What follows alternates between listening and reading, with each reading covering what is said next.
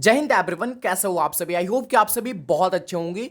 आज के इस क्लास में मैं आप सभी को बताने वाला हूं कि अगर आपके फिजिक्स में आए हैं भैया कंपार्टमेंट, तो उससे रिलेटेड काफी मोस्ट इंपॉर्टेंट ऑब्जेक्टिव क्वेश्चन मैं आपको इन दिस वीडियो क्लियर कराने वाला हूं। सो आज का ये क्लास आप सभी क्लास 12 वालों के लिए बहुत ही ज्यादा इंपॉर्टेंट होने वाला है। सो आप सभी वीडियो पे स्टार्ट से लेकर एंड तक बने रहना। एंड अगर आप सभी ने अभी तक इस वीडियो को लाइक ही नहीं करा, एक और रिक्वेस्ट कि अगर आप सभी ने अभी तक इस वीडियो को लाइक ही नहीं करा, फटाक से वीडियो को लाइक कर लो एंड साथ में चाहो सब्सक्राइब एंड बेल आइकन को प्रेस, ताकि आपको जो भी हेल्पफुल कंटेंट है वो सबसे पहले आप तक पहुंच सके। बाकी बिना किसी देरी के आइए इस वीडियो को शुरू करते हैं। ऑलराइट जी, सो सबसे पहला क्वेश्चन है आप सभी के सामने कि वैद्युत क्षेत्र की तीव्रता का मात्रक क्या होता है। राइट, इंग्लिश में अगर बात करी जाए तो the unit of electric field intensity is okay. बहुत सारी इंग्लिश मीडियम वाले स्टूडेंट वो बोल रहे थे भैया इंग्लिश वालों से क्या वो पर्सनल दुश्मनी है, तो मैंने बोला चलो कोई नीचे इंग्लिश में भी चीज़ें कराता हूँ। ठीक है, इंग्लिश में भी नेक्स्ट प्रोजेक्ट जो भी चीज़ें है वो इंग्लिश में भी लाई जाए। तो फाइनली इन दिस वीडियो जो भी क्वेश्चन आप देखोगे हिंदी में भी देखोगे और इंग्लिश में भी देखोगे। ओके, तो पहला क्वेश्चन है आप सभी के सामने कि वैद्युत क्षेत्र की तीव्रता का मात्रक क्या होता है, यानी कि जो आपका इलेक्ट्रिक फील्ड इंटेंसिटी होता है इसका एसआई यूनिट क्या होता है। तो देखो कोई भी क्वांटिटी का जब हमें एसआई यूनिट फाइंड करना होता है तो सबसे पहले उसका फॉर्मूला हमें पता होना चाहिए। राइट, तो हमारा जो वैद्युत क्षेत्र की तीव्रता होता है इसका फॉर्मूला आपका होता है एफ अपॉन में क्यू। राइट, ये हमारे पास फॉर्मूला होता है एफ अपॉन में क्यू। अब तुम मुझे ये बताओ कि एफ यहाँ पे क्या है। एफ यहाँ पे तुम्हारा बल है, फोर्स है। क्यू तुम्हारा चार्ज है, आवेश है। ओके, अब बल का एसआई यूनिट सबको पता होना चाहिए, क्या होता है जी, न्यूटन। ओके, क्यू तुम्हारा चार्ज है, इसका एसआई मात्रक क्या होता है जी, कूलम। ओके, तो फाइनल तौर पे अगर देखा जाए तो जो तुम्हारा इलेक्ट्रिक फील्ड इंटेंसिटी होता है, हिंदी में बात करी जाए तो वैद्युत क्षेत्र की जो तीव्रता होता है उसका मात्रक मुझे फाइनल तौर पे मिल गया न्यूटन अपॉन में कूलम। तो कौन से ऑप्शन में है देख लो, ऑप्शन नंबर बी में मुझे क्लियर दिख रहा, न्यूटन अपॉन में कूलम। तो बी वाला ऑप्शन आप सभी के सामने बिल्कुल ही करेक्ट हो जाएगा। अगला क्वेश्चन है आप सभी के सामने सेकंड नंबर कि आवेश की सतत प्रवाह दर कहलाता है, यानी कि what is called continuous flow rate of charge. तो भैया आवेश का जो सतत प्रवाह का दर होता है वो आपका कहलाता है क्या, वैद्युत धारा। ठीक है, यानी कि इलेक्ट्रिक करंट। ओके, तो डी वाला ऑप्शन आप सभी के सामने बिल्कुल ही सही हो जाएगा। नेक्स्ट क्वेश्चन है थर्ड नंबर कि कूलम बल किस प्रकार का बल है। और ये दरअसल जो पार्ट 1 आई थी हमारी क्लास 12 फिजिक्स कंपार्टमेंट एग्जाम को लेके, जिसमें मैंने आई थिंक 100 से भी ज्यादा ऑब्जेक्टिव क्वेश्चन क्लियर कराए थे। ठीक है, नहीं देखा तो जाके फटाक से देख लो, इस वीडियो को देखने के बाद उस वीडियो को जाके देख लेना। कंपार्टमेंट एग्जाम की तैयारी में काफी मजबूत करा दूंगा, पार्टिकुलर मैं फिजिक्स के लिए बात कर रहा हूँ। ओके जी, तो कूलम बल किस प्रकार का बल होता है। तो क्वेश्चन शायद मैंने उस वीडियो में भी क्लियर कराया था, लेकिन मैं इस वीडियो में भी मैं वापस से रिपीट कर दे रहा हूँ कि जो आपका कूलम बल होता है वो आपका केंद्रीय बल भी होता है, वैद्युत बल भी होता है, यानी कि दोनों होता है। ऑलराइट, यानी कि सेंट्रल फोर्स भी होता है, इलेक्ट्रिक फोर्स भी होता है, तो बोथ ए एंड बी दोनों। तो सी वाला ऑप्शन आप सभी के सामने बिल्कुल ही सही हो जाएगा। नेक्स्ट क्वेश्चन की ओर मैं मूव करना चाहूंगा, जो कि हमारा 4 नंबर, कौन सी राशि अदिश होगी, यानी कि विच क्वांटिटी इज स्केलर, यानी कि कौन सी ऐसी राशि है जो कि आपका अदिश राशि है। आवेश, आवेश भी आपका एक अदिश राशि है, स्केलर क्वांटिटी है। धारिता, धारिता भी आपका एक क्या है जी, अदिश राशि ही है। विभव की बात करी जाए तो जो आपका पोटेंशियल होता है ये भी आपका एक अदिश राशि ही है। तो इसमें क्या हो जाएगा, ऑल ऑफ दिस, यानी कि डी वाला ऑप्शन इनमें से सभी। तो डी वाला ऑप्शन आप सभी के सामने बिल्कुल ही करेक्ट हो जाने वाला है। नेक्स्ट क्वेश्चन है जी 5 नंबर, चीजों को ध्यान से समझना। एक वैद्युत विभव वैद्युत विध्रुव एक पृष्ठ से घिरा हुआ है। ठीक है, एक वैद्युत विध्रुव है जो कि पृष्ठ से घिरा हुआ है। पृष्ठ पर कुल फ्लक्स, पृष्ठ पर बात कर रहा है। राइट, तो पृष्ठ पर कुल फ्लक्स कितना होगा, ये जो तुम पृष्ठ देख रहे हो ना, इस पे कुल फ्लक्स तुम्हारा कितना होगा, यानी कि an electric dipole is surround by a surface, the value of total flux on the surface will be. तो अगर बात करी जाए पृष्ठ पे, तो पृष्ठ पे तुम्हारा जो फ्लक्स होता है उसकी जो वैल्यू होती है वो होती है 0, यानी कि 0। तो बी वाला ऑप्शन आप सभी के सामने बिल्कुल ही करेक्ट हो जाएगा। नेक्स्ट क्वेश्चन है 6 नंबर कि जब किसी वस्तु या पिंड पर एक कूलम्ब आवेश, ठीक है, जब किसी वस्तु या पिंड पर एक कूलम्ब आवेश तब संभव है जब निकाले गए इलेक्ट्रॉनों की संख्या होगी। मतलब क्वेश्चन थोड़ी मुझे वो सी लग रही, उटपटांग सी। ठीक है, बट कोई नहीं, यहां पे क्वेश्चन का मतलब मैं आपको समझा रहा हूं कि जब किसी वस्तु या पिंड पर एक कूलम्ब आवेशित हो। राइट, मतलब कोई भी पिंड हो, कोई भी तुम्हारे पास वस्तु हो जिसपे एक कूलम्ब है। ठीक है, तो भैया उस वस्तु से निकाले गए जो इलेक्ट्रॉनों की जो संख्या होगी वो कितना हो सकती है, संभव। एग्जैक्ट वैल्यू नहीं है कि हाँ भैया इलेक्ट्रॉन की इतनी वैल्यू निकाली गई है, संभव यानी कि पॉसिबिलिटी हो सकती है कि हाँ इतनी निकाली गई है। राइट, जैसे कि मेरे कहने का मतलब समझो, क्वेश्चन ये कह रहा है कि मान लो तुम्हारा ए नाम का वस्तु है, अगर इसके ऊपर एक कूलम्ब आवेशित है, एक कूलम्ब आवेश है इसके पास, तो भैया क्या पॉसिबिलिटी है कि इससे कम से कम कितने इलेक्ट्रॉन निकाले गए होंगे, तो मुझे बताओ। यही क्वेश्चन आपसे पूछ रहा है। When 1 coulomb charge is possible on an object और बॉडी, ठीक है, then the number of electron remove will be, तो इसका जो वैल्यू होता है वो होता है 6.25 गुने 10 का पावर 18। जब भी किसी वस्तु पे आपका एक कुलम्ब आवेश रहता है तो भैया उस वस्तु से कितने इलेक्ट्रॉन निकालेगा होता है मिनिमम, तो 6.25 गुने 10 का पावर 18। तो सी वाला ऑप्शन आप सभी के सामने बिल्कुल ही करेक्ट हो जाएगा। नेक्स्ट क्वेश्चन है 7 नंबर कि जब आवेश से अनंत दूरी पर आवेश के कारण वैद्युत क्षेत्र की तीव्रता का मान क्या होगा, when the value of electric field intensity due to a charge is at infinite distance from the charge. Okay भैया क्वेश्चन क्या कहता है, मैं वापस रिपीट करना चाहूंगा एंड आप सभी को समझाना चाहूंगा कि जब आवेश से अनंत दूरी पर आवेश के कारण वैद्युत क्षेत्र की तीव्रता, अगर बात करी जाए अनंत दूरी से, ठीक है, तो अनंत दूरी से जो आपका वैद्युत क्षेत्र की तीव्रता का वैल्यू होता है वो हमेशा होता है 0 शून्य।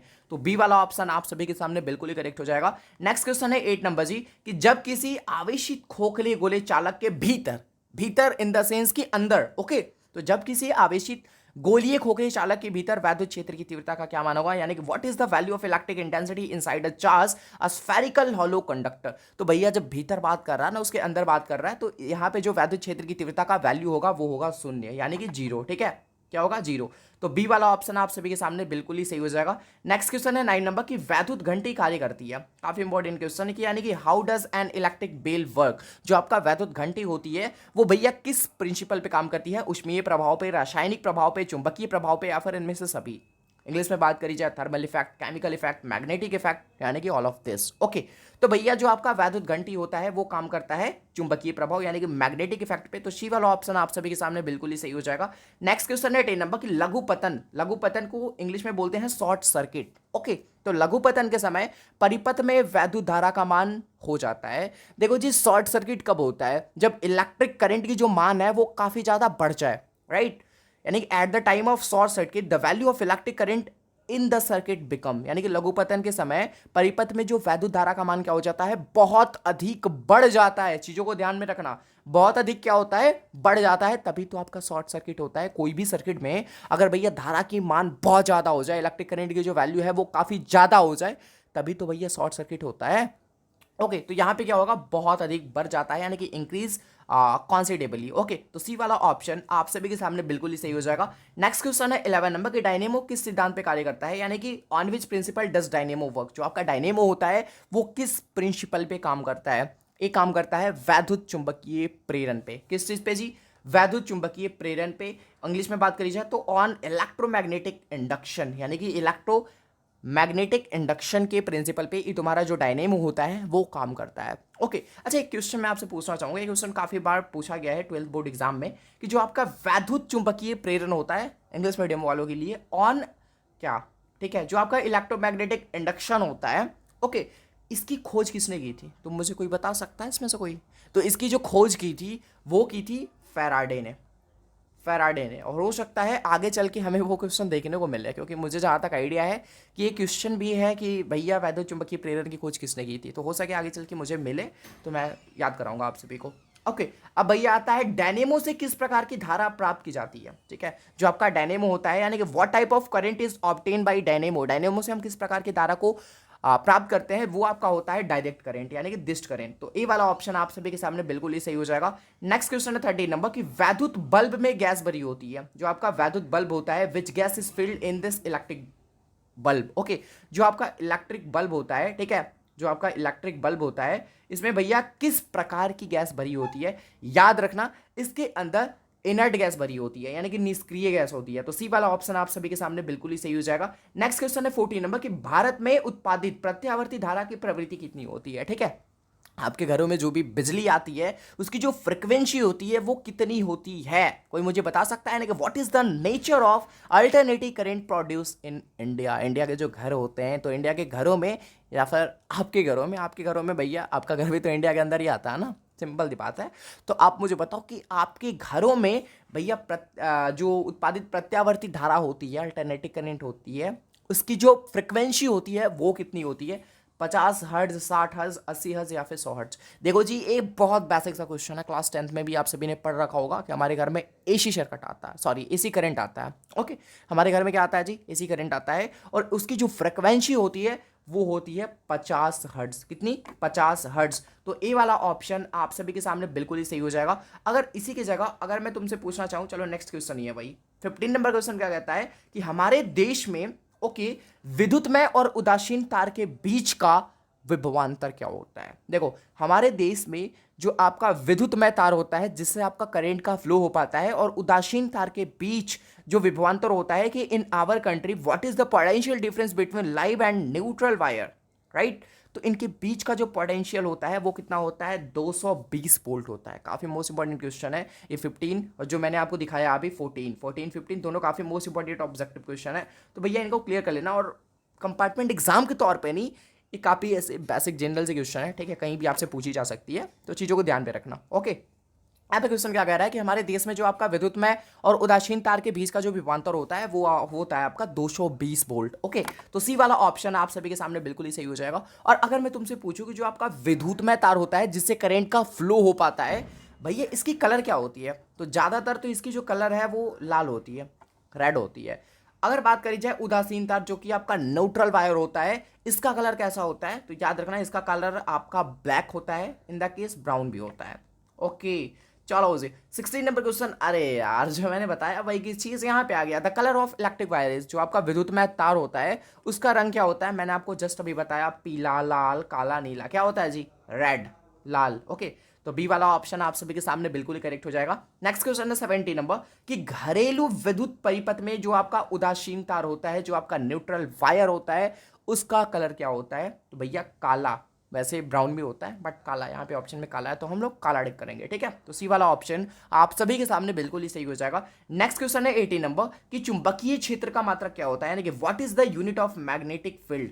तो जो आपका मैग्नेटिक फील्ड होता है उसका मात्रक, लेकिन इसका मात्रक बताने से पहले मैं तुमसे सवाल करना चाहूंगा कि मैग्नेटिक फील्ड को अगर मैं थोड़ा टाइम के लिए साइड करता हूं तो तुम मुझे बताओ इलेक्ट्रिक फील्ड का मात्रक क्या होता है, यानी कि वैद्युत क्षेत्र, ठीक है, वैद्युत क्षेत्र का मात्रक क्या होता है, ठीक है।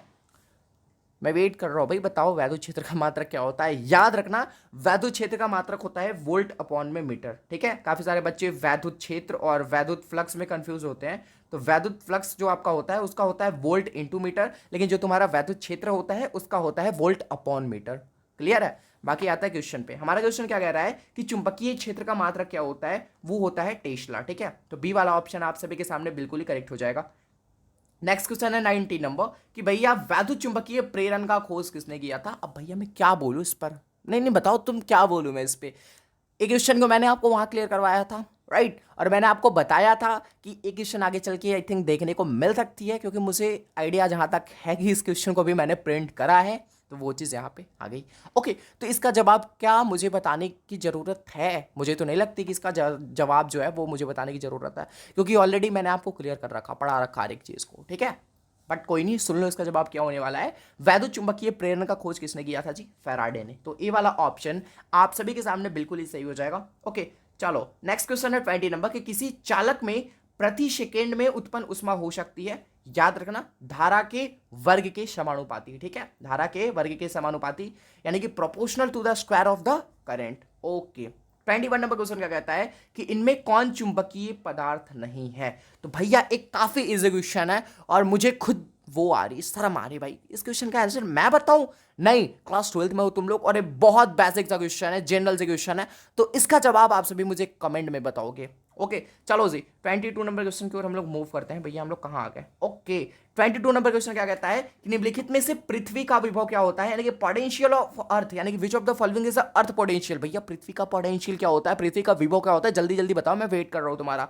ऋणात्मक होता है, नेगेटिव होता है, धनात्मक होता है, शून्य होता है, या फिर इनमें से सभी। तो जो आपका पृथ्वी होता है उसका भैया विभव हमेशा शून्य होता है, तो सी वाला ऑप्शन आप सभी के सामने बिल्कुल ही करेक्ट हो जाएगा। ओके, नेक्स्ट क्वेश्चन की ओर हम लोग मूव करते हैं, जो कि है तुम्हारा 23 नंबर कि जो आपका विद्युत मोटर को चलाया जाता है, जो आपका विद्युत मोटर होता है, इलेक्ट्रिक मोटर होता है, वो किस करंट पे रन करता है? अल्टरनेटिव करंट पे, ठीक है, प्रत्यावर्ती धारा पे, डायरेक्ट करंट यानी कि दिष्ट धारा पे, या फिर दोनों पे, या फिर कोई नहीं। तो इसका जो राइट आंसर हो जाएगा वो हो जाएगा प्रत्यावर्ती धारा पे। जो आपका वैद्युत मोटर है उसे चलाया जाता है अल्टरनेटिव करंट पे। ओके, 24 नंबर क्वेश्चन क्या कहता है, चीजों को ध्यान से समझना। वैद्युत धारा द्वारा उत्पन्न चुंबकीय क्षेत्र की दिशा जो है वो ज्ञात की जाती है, ठीक है, फ्लेमिंग के वाम हाथ के नियम से, फ्लेमिंग के वाम हस्त के नियम से। तो बी वाला ऑप्शन आप सभी के सामने बिल्कुल ही सही हो जाएगा। नेक्स्ट क्वेश्चन है 25 नंबर कि भैया वाहक जो कि संचार तंत्र होता है, तरंगों में सूचना के संपन्न की प्रक्रिया क्या होती है। भैया ये तुम्हारा लास्ट जो चैप्टर है ना, संकेत, ठीक है, संचार व्यवस्था, सॉरी,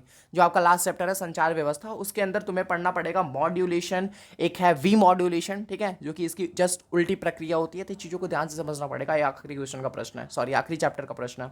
ओके, तो इस प्रोसेस को हम लोग कहते हैं मॉड्यूलेशन। ओके, चलो जी, 26 नंबर क्वेश्चन क्या कहता है कि रेडियो तथा टेलीविजन के प्रसारण में सूचना संकेत के रूप में क्या प्रयुक्त होता है? याद रखना, एनालॉग सिग्नल, एनालॉग सिग्नल हमेशा प्रयुक्त होता है, ठीक है। तो सी वाला ऑप्शन आप सभी के सामने बिल्कुल ही करेक्ट हो जाएगा। नेक्स्ट क्वेश्चन है 27 नंबर की, आयाम मॉड्यूलेशन। आयाम मॉड्यूलेशन में जो आपका मॉड्यूलेशन सूचकांक होता है वो हमेशा 0 से 1 के बीच में होता है। तो सी वाला ऑप्शन आप सभी के सामने बिल्कुल ही करेक्ट हो जाएगा। नेक्स्ट क्वेश्चन है 28 नंबर कि भैया जब वाहक तरंगों पर सूचना के अध्यारोपण की जो प्रक्रिया होती है वो मॉड्यूलन कहलाती है। याद रखना, जब वाहक तरंगों पर सूचना के जो अध्यारोपण की जो रिएक्शन होती है, प्रक्रिया होती है, वो तुम्हारा मॉड्यूलन कहलाता है। ओके, तो बी वाला ऑप्शन आप सभी के सामने बिल्कुल ही सही हो जाएगा। नेक्स्ट क्वेश्चन है भैया 29 नंबर की हाइड्रोजन, एक सेकेंड, हाइड्रोजन स्पेक्ट्रम में दृश्य भाग पर कौन सी श्रेणी में पड़ती है? यानी कि which category does the visible part of the hydrogen spectrum fall? वो पड़ता है बामर श्रेणी भैया, बाल्मर नहीं वामर, याद रखना बामर, ठीक है, क्या बामर श्रेणी, सॉरी बामर श्रेणी। ओके, बामर श्रेणी। ओके जी, चलो नेक्स्ट क्वेश्चन है 30 नंबर की बोर परमाणु मॉडल मान्य है। जो आपका बोर परमाणु मॉडल है वो भैया वैलिड है किसके लिए? केवल एक परमाणु संख्या वाले परमाणु के लिए, या फिर अधिक परमाणु संख्या वाले के लिए, या फिर 4 परमाणु संख्या वाले तत्व के लिए, या फिर इनमें से कोई नहीं। तो इसका जो राइट आंसर हो जाएगा आप सभी के सामने ऑप्शन नंबर ए, केवल एक परमाणु संख्या वाले परमाणु के लिए, ठीक है, only for atom with atomic number 1। तो ए वाला ऑप्शन आप सभी के सामने बिल्कुल ही करेक्ट हो जाएगा कि कैथोड किरणें हैं, यानी कि कैथोड रेज आर, ठीक है। कैथोड किरणें क्या होती है? वैद्युत चुंबकीय किरणें होती है, धनाविष्ट कण होती है, अनाविष्ट कण होती है, या फिर ऋणाविष्ट कण होती है। तो इसका जो राइट आंसर हो जाएगा आप सभी के सामने कि जो आपका कैथोड किरण होता है वो होता है ऋणाविष्ट कण, यानी कि नेगेटिवली चार्ज पार्टिकल। तो डी वाला ऑप्शन आप सभी के सामने बिल्कुल ही सही हो जाएगा। नेक्स्ट क्वेश्चन है 32 नंबर भैया, इस क्वेश्चन को मैं काफी बार रिपीट करा चुका हूं कि जो आपका इलेक्ट्रॉन वोल्ट होता है वो हमेशा मेजर करता है एनर्जी को, ठीक है, किस चीज को? एनर्जी को। तो डी वाला ऑप्शन आप सभी के सामने बिल्कुल ही करेक्ट हो जाने वाला है। 33 नंबर क्वेश्चन क्या कहता है कि परमाणु का नाभिक जो आपका होता है वो किस चीज का बना होता है? जो आपका नाभिक होता है वो बना होता है भैया किस चीज का? प्रोटॉन का, ठीक है, जिसपे पॉजिटिव चार्ज होता है, और साथ में जो आपका न्यूट्रॉन होता है जो कि तुम्हारा न्यूट्रल होता है, इस पे कोई भी चार्ज नहीं होता है, ठीक है। ओके, तो प्रोटॉन और न्यूट्रॉन से मिलकर, प्रोटॉन एवं न्यूट्रॉन से मिलकर जो आपका परमाणु का नाभिक होता है, न्यूक्लियस होता है, वो बना होता है। तो बी वाला ऑप्शन आप सभी के सामने सही हो जाएगा। लेकिन अगर बात करी जाए इलेक्ट्रॉन की, तो इलेक्ट्रॉन जो होता है वो इसी कक्षा के बाहर क्या करते रहता है जी? चक्कर काटते रहता है। ओके, नेक्स्ट क्वेश्चन की ओर हम लोग बढ़ने की जरूरत है। 34 नंबर क्वेश्चन क्या कहता है कि वृत्तीय कक्षा में इलेक्ट्रॉन परमाणु में किस बल के कारण घूमते हैं? अभी मैंने आपको क्या बोला कि कोई भी आपका नाभिक बना होता है वो बना होता है प्रोटॉन और न्यूट्रॉन से। चार्ज की बेसिकली बात करी जाए तो प्रोटॉन पे आपका होता है पॉजिटिव चार्ज, न्यूट्रॉन पे कोई भी चार्ज नहीं होता है, चार्ज विहीन होता है तुम्हारा। ओके, वही बात करी जाए इलेक्ट्रॉन की, तो मैंने क्या बोला, जो आपका इलेक्ट्रॉन होता है वो वृत्तीय कक्षा के बाहर घूमते रहता है, चक्कर लगाते रहता है। अच्छा, वैसे इलेक्ट्रॉन पे क्या चार्ज होती है जी? नेगेटिव। बहुत अच्छा, ठीक है। ओके, तो वृत्तीय कक्षा में जो तुम्हारा इलेक्ट्रॉन परमाणु में किस बल के कारण घूमता है? याद रखना, वो घूमता है कूलॉम बल के कारण, ठीक है, कूलॉम बल के कारण। तो सी वाला ऑप्शन आप सभी के सामने बिल्कुल ही सही हो जाएगा। अगला क्वेश्चन है आप सभी के सामने 35 नंबर कि रिडबर्ग के नियतांक का क्या मात्रक होता है? याद रखना, वो होता है 1 में मीटर। इसे ऐसे भी लिख सकते हो तुम, ठीक है, यानी कि प्रति मीटर। तो ए वाला ऑप्शन आप सभी के सामने बिल्कुल ही करेक्ट हो जाएगा। नेक्स्ट क्वेश्चन है 36 नंबर कि वैद्युत मोटर में किस ऊर्जा को बदला जाता है? Right, which energy is converted in electric motor? तो याद रखना, ये वैद्युत ऊर्जा को यांत्रिक ऊर्जा में कन्वर्ट करता है। कौन? तुम्हारा वैद्युत मोटर, ठीक है। तो ए वाला ऑप्शन आप सभी के सामने बिल्कुल ही सही हो जाएगा। नेक्स्ट क्वेश्चन है 37 नंबर की छड़ चुंबक के अंदर चुंबकीय क्षेत्र की जो दिशा होती है, यानी कि what is the direction of the magnetic field inside a bar magnet? जो आपका बार मैग्नेट होता है, ठीक है, छड़ चुंबक होता है जिसके अंदर नॉर्थ साउथ इस तरीके से होते हैं। ओके, अब भैया छड़ चुंबक के अंदर चुंबकीय क्षेत्र की जो दिशा होती है, याद रखना, वो हमेशा south pole to north pole, यानी कि दक्षिण ध्रुव से उत्तरी ध्रुव। तो बी वाला ऑप्शन आप सभी के सामने बिल्कुल ही सही हो जाएगा। 38 नंबर क्वेश्चन क्या कहता है कि किसी भी परिपथ में, किसी भी सर्किट में अगर तुम्हें पता लगाना हो कि भैया यहाँ पे वैद्युत धारा है या फिर नहीं, तो तुम डिवाइस का यूज करोगे जिसका नाम है आमीटर। तो बी वाला ऑप्शन आप सभी के सामने बिल्कुल ही सही हो जाएगा। नेक्स्ट क्वेश्चन है 39 नंबर कि यांत्रिक ऊर्जा को वैद्युत ऊर्जा में बदल देता है। ओके, यांत्रिक ऊर्जा को वैद्युत ऊर्जा में बदल देता है, वह यंत्र कौन सा है? I think the machine which convert mechanical energy to भैया electrical energy, that is called, इसे क्या बोलते हैं? बेसिकली उसे भैया बोलते हैं जनरेटर। जनरेटर आपका एक ऐसा यंत्र होता है या फिर डिवाइस कह लो जो कि तुम्हारा यांत्रिक ऊर्जा को वैद्युत ऊर्जा में कन्वर्ट करता है, लेकिन अनफॉर्चुनेटली कोई भी ऑप्शन में मुझे जनरेटर नहीं दिख रहा, तो याद रखना जनरेटर होता है, ठीक है। चलो जी, नेक्स्ट क्वेश्चन है 14 नंबर। 14 नंबर क्वेश्चन क्या कहता है कि किसी प्रत्यावर्ती धारा एसी परिपथ में धारा एवं विभवांतर के बीच का जो कालांतर थीटा होता है, काफी इंटरेस्टिंग क्वेश्चन। किसी प्रत्यावर्ती धारा, कोई भी एसी सर्किट है तुम्हारा, ठीक है, वहां पे धारा एवं विभवांतर के बीच जो तुम्हारा कालांतर होता है, जिसको अगर थीटा माना जाए तो वो तुम्हारा शक्ति गुणांक होता है कॉस थीटा के बराबर, ठीक है। तो ए वाला ऑप्शन आप सभी के सामने बिल्कुल ही सही हो जाएगा। नेक्स्ट क्वेश्चन है 41 नंबर कि चोक कुंडली का कार्य सिद्धांत किस पे आधारित होता है, यानी कि the working principle of choke coil is based on, याद रखना, स्वप्रेरण, ठीक है। तो बी वाला ऑप्शन आप सभी के सामने बिल्कुल ही सही हो जाएगा। अगला क्वेश्चन है आप सभी के सामने 42 नंबर कि एसी का समीकरण आपके सामने दे रखा है I equal to 50 sine omega t, sorry I equal to 50 sine 100 t. Okay, तो धारा की आवृत्ति होगी, यानी कि एक्चुअल हमें नीड किस चीज की है, फ्रीक्वेंसी की, हमें फाइंड क्या करनी है जी, फ्रीक्वेंसी फाइंड करनी है। ऑलराइट, अब यहाँ पे चीजों को ध्यान से समझना। एसी का आपका दे रखा है इक्वेशन की I बराबर में 50 साइन 100 टी। ओके, यही इक्वेशन आपका क्वेश्चन में दे रखा है, लेकिन बेसिकली जो एसी का इक्वेशन होता है वो कुछ इस टाइप से होता है कि आई बराबर I naught sine omega t, I naught sine omega t. Okay, ये तुम्हारा 100 है, ये भी ओमेगा जैसा लग रहा बट कोई नहीं, ये तुम्हारा 100 है। अब तुम मुझे बताओ कि इस तरीके की इक्वेशन होती है किसकी, एसी की, और अभी ए आपके सामने दे रखा क्वेश्चन में, अगर तुम एक दूसरे से कंपेयर करो तो क्या मुझे किस किस चीज़ की वैल्यू मुझे ज्ञात है, किस किस चीज़ की वैल्यू मुझे पता है। ओके, तो भैया देखा जाए तो आई नॉट कंपेयर करो 50 से, आई नॉट की वैल्यू हमें मिल गई 50। ओके, यहाँ पे ओमेगा की वैल्यू मुझे दिख रही है 100, बाकी यही दो चीज़ की वैल्यू मुझे पता चल रही है, और इसी दो वैल्यू की मदद से जो हमारा फ्रिक्वेंसी इजीली फाइंड हो जाएगा, ठीक है। ओके, अब भैया आई नोट की वैल्यू दे रखी है कितनी, 50, और आई नोट क्या होती है, तो करंट की मैक्सिमम वैल्यू होती है। ओके, करंट की मैक्सिमम वैल्यू होती है, तो उसकी वैल्यू 50 दे रखी, लेकिन आई नोट की मुझे कोई नीड ही नहीं है फ्रिक्वेंसी याद करने में, ठीक है। ओके जी, अब ओमेगा की वैल्यू दे रखी है यहाँ से 100। ओके, अब भैया हमें चाहिए फ्रिक्वेंसी, राइट, हमें चाहिए फ्रिक्वेंसी, यही फाइंड करनी है ना फ्रिक्वेंसी। आओ जी फाइंड करते हैं। ओमेगा का फॉर्मूला होता है 2πf, क्लियर है, बराबर में 100। फ्रिक्वेंसी फाइंड करनी है तो 100 अपॉन में करोगे तुम 2π, ये तुम्हारा 100 है, मैं सही से लिखता हूँ, 100 अपॉन में 2π करोगे, काटोगे, तुम्हारे सामने आ जाएगा 50 अपॉन में पाई, और हर्ट्ज, हर्ट्ज क्या होता है जी, तो फ्रिक्वेंसी का यूनिट होता है, तो 50 अपॉन में पाई हर्ट्ज। तो बी वाला ऑप्शन आप सभी के सामने बिल्कुल ही सही हो जाएगा। नेक्स्ट क्वेश्चन है 43 नंबर की on what are the rules of energy conversation based. अब भैया यहाँ पे हिंदी नहीं है, हिंदी नहीं है, हिंदी गायब है, बट कोई नहीं, मैं हिंदी में इसे ट्रांसलेट कर देता हूँ। यहाँ पे क्वेश्चन क्या कहता है कि ऐसा कौन सा नियम है जो कि एनर्जी कन्वर्सेशन पे बेस्ड है, यानी कि आपका ऊर्जा की संरक्षता के सिद्धांत पे बेस्ड है, ठीक है, वो तुम्हारा है लेंज का नियम। तो ए वाला ऑप्शन आप सभी के सामने बिल्कुल ही करेक्ट हो जाएगा। मैं मूव करना चाहूंगा नेक्स्ट क्वेश्चन की ओर, जो कि है तुम्हारा 44 नंबर क्वेश्चन। 44 नंबर क्वेश्चन क्या कहता है कि वैद्युत चुंबकीय प्रेरण की घटना की खोज किसने की थी। भैया फैराडे ने, मैं बार बार बोल चुका हूँ और शायद क्वेश्चन दोबारा रिपीट हो रहा, ठीक है। ये वाला ऑप्शन सही हो जाएगा, ध्यान में रखना चीजों को। 45 नंबर क्वेश्चन, स्वप्रेरकत्व का एसआई मात्रक क्या होता है। देखो जी, अगर तुमसे पूछा जाए स्वप्रेरण, ठीक है, स्वप्रेरण स्वप्रेरकत्व एक ही चीज होता है। अगर तुमसे पूछा जाए अन्योन प्रेरण, चीजों को मैं ध्यान से समझना, मैं जो बता रहा हूँ, ठीक है। अगर तुमसे पूछा जाए अन्योन प्रेरण, अगर तुमसे पूछा जाए स्वप्रेरण, या फिर तुमसे पूछा जाए प्रेरण, ठीक है, तो इन तीनों की जो मात्रक होती है वो एक ही होती है, वो है तुम्हारा हेनरी। तो डी वाला ऑप्शन आप सभी के सामने बिल्कुल ही करेक्ट हो जाएगा। 46 नंबर क्वेश्चन क्या कहता है आप सभी के सामने कि जो आपका प्रकाश तंतु होता है वो किस घटना पर आधारित है, यानी कि on which phenomena is optical fibre based, यानी कि जो आपका ऑप्टिकल फाइबर होता है वो किस प्रिंसिपल पर बेस्ड है, राइट। तो भैया जो आपका प्रकाशिक तंतु होता है, दरअसल ये जो काम करता है वो तुम्हारा काम करता है संपूर्ण आंतरिक परावर्तन के प्रिंसिपल पे, ठीक है, यानी कि टोटल इंटरनल रिफ्लेक्शन। तो ए वाला ऑप्शन आप सभी के सामने बिल्कुल ही सही हो जाएगा। लेकिन अगर तुमसे कोई पूछ दे कि प्रकाशिक तंतु जो तुम्हारा है, जो तुम्हारा ऑप्टिकल फाइबर है, इसका भैया यूज क्या है, तो जो तुम्हारा ऑप्टिकल फाइबर होता है दरअसल इस सिग्नल को या फिर डाटा को एक जगह से दूसरी जगह पे ट्रांसफर करता है बिना एनर्जी लॉस के। ओके, चलो जी, नेक्स्ट क्वेश्चन हमारा है 47 नंबर, जो कि है आपका वैद्युत क्षेत्र ई।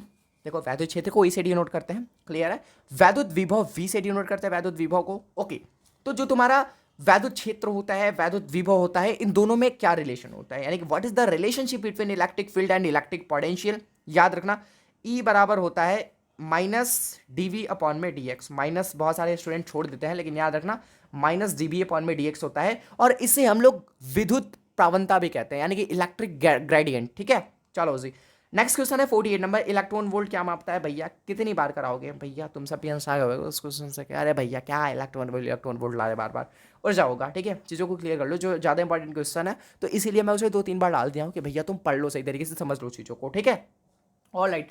49 नंबर क्वेश्चन क्या कहता है कि वैद्युत विद्युत आघूर्ण का एसआई मात्रक क्या होता है, यानी कि what is the SI unit of electric dipole moment. चलो जी फाइंड करते हैं। जो आपका इलेक्ट्रिक डाइपोल मोमेंट होता है उसका फॉर्मूला होता है P बराबर में, ठीक है, 2QL, राइट, P बराबर में 2QL। अब भैया P तुम्हारा क्या है, इलेक्ट्रो डाइपोल मोमेंट है। अब भैया 2 तो तुम्हारा कांस्टेंट है, इसका कोई भी मात्रक नहीं होगा। Q तुम्हारा क्या है, चार्ज है, इसका मात्रक होगा कूलम। L तुम्हारा क्या लंबाई है, इसका होगा मात्रक मीटर।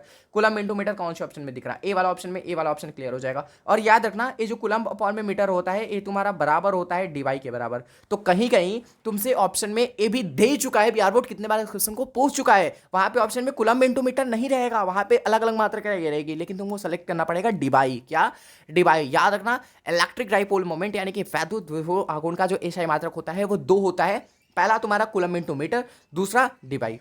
50 नंबर क्वेश्चन क्या कहता है आप सभी के सामने कि किसी माध्यम की आपेक्षिक परावैद्युता किसके बराबर होती है, यानी कि the relative dielectric constant of a medium is equal to. Okay, देखो बेसिकली जो आपका आपेक्षिक परावैद्युता होता है, ठीक है, जो आपका आपेक्षिक परावैद्युता होता है इसको हम लोग एप्सिलॉन आर से डिनोट करते हैं। ओके, और इसके बराबर क्या होता है कि भैया किसी भी मीडियम की परावैद्युता, कोई भी माध्यम की परावैद्युता और निर्वात के परावैद्युता के अनुपात को, निर्वात के परावैद्युता के अनुपात को हम लोग क्या कहते हैं, आपेक्षिक परावैद्युता कहते हैं। तो क्या हो जाएगा हमारा आपेक्षिक परावैद्युता, ये तुम्हारा एप्सिलॉन आर क्या है, आपेक्षिक परावैद्युता है। तो आपेक्षिक परावैद्युता बराबर क्या हो जाएगा, एप्सिलॉन अपॉन में एप्सिलॉन नॉट। एप्सिलॉन क्या है, किसी माध्यम की परावैद्युता, एप्सिलॉन नॉट क्या है, निर्वात की परावैद्युता। क्लियर है। अगर तुमसे कोई पूछ ले कि आपेक्षिक परावैद्युता का मात्रक तो मुझे बताओ, तो याद रखना है तुम्हारा मात्रक भिन्न होता है, क्योंकि इसका भी सेम मात्रक होगा, इसका भी सेम मात्रक होगा। आज का क्लास का आई थिंक आखिरी प्रश्न था 15 number. Okay, so thank you so much आप सभी को यहाँ तक आने के लिए। एंड अगर आप सभी ने अभी तक इस वीडियो को लाइक नहीं करा, मैं वापस से रिपीट करना चाहूँगा, प्लीज़ वीडियो को लाइक कर दें एंड दोस्तों में शेयर करें। ठीक है, दोस्तों में शेयर करें जिनके भी भैया फिजिक्स में कंपार्टमेंट आए हुए हैं। ओके, एंड सब्सक्राइब करें आप सभी, एंड भैया उन्हें भी बताएं कि भैया फिजिक्स वाले भैया बिहार बोर्ड यूट्यूब चैनल किस तरीके का है, किस तरीके का प्लेटफॉर्म है, यहाँ पे किस तरीके की वीडियोस आपको देखने को मिलती है। राइट, हर एक वीडियो इन्फॉर्मेटिव होती है, हर एक वीडियो आप सभी के लिए हेल्पफुल कंटेंट होती है। ऑल राइट, बाकी मिलते हैं जल्दी की नेक्स्ट वीडियो में, तब तक के लिए आप सभी को be positive and keep doing. And एक इंपॉर्टेंट बात और कि नेक्स्ट पार्ट सुन, ठीक है, अभी नहीं कि भैया मैंने 150-200 ऑब्जेक्टिव क्वेश्चन कराए कंपार्टमेंट एग्जाम को लेके और मैंने आप सभी को बोल दिया भाई तुम जाओ एग्जाम देने, नहीं,